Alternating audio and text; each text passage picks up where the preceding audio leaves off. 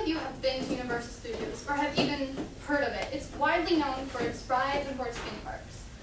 But what about its movies? Well, according to Michael Fitzgerald, Universal Studios is one of the oldest and largest film companies in the world. And chances are all of you have actually seen one of their movies one time in your life. And I want to share with you a little more about Universal Studios today. Now, ever since I was little, I have had a huge love for movies. I love watching them, watching behind the scenes, special features, everything.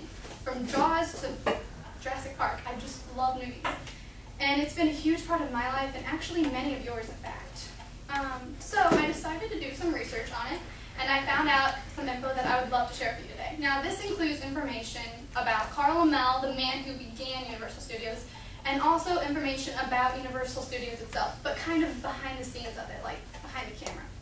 Now, starting with Carl Lammle. According to Lindsay Barnett, he was a German immigrant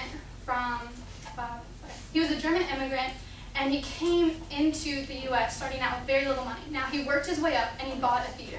And when he bought this theater, he decided he wanted to start his own independent film business. And when he did this, he was kind of forced out of his area because other competitors around the area, and he moved to California.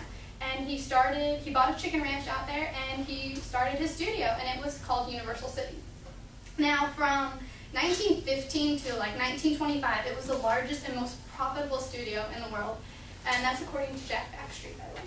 Now, after a few years, about 5 years later, the Depression hit, and it hit the business hard. And after taking out loans, he was forced to sell his business, and then sadly, only 4 years later, he died of a heart attack at 72. Now that you've learned a little bit about Carl Lammle and the man who started it all, I want to talk a little bit more about Universal Studios itself. According to a Filmmakers Destination website, it has 30 backlots, and these backlots include locations like New York streets, they have European streets, they also have these huge underwater tank areas, and they have green screens, and they offer so many possibilities to a filmmaker. It's amazing, everything they offer.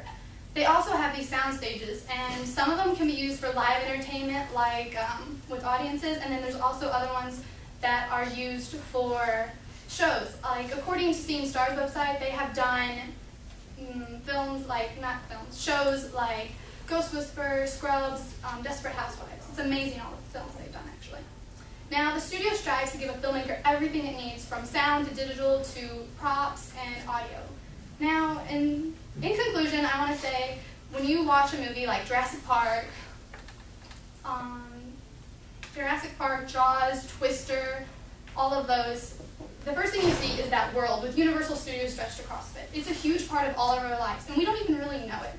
But in review, I want to mention that you've learned a little bit about Carl Lammle and how he came to be, and also a little bit about Universal Studios itself, like behind the scenes of it.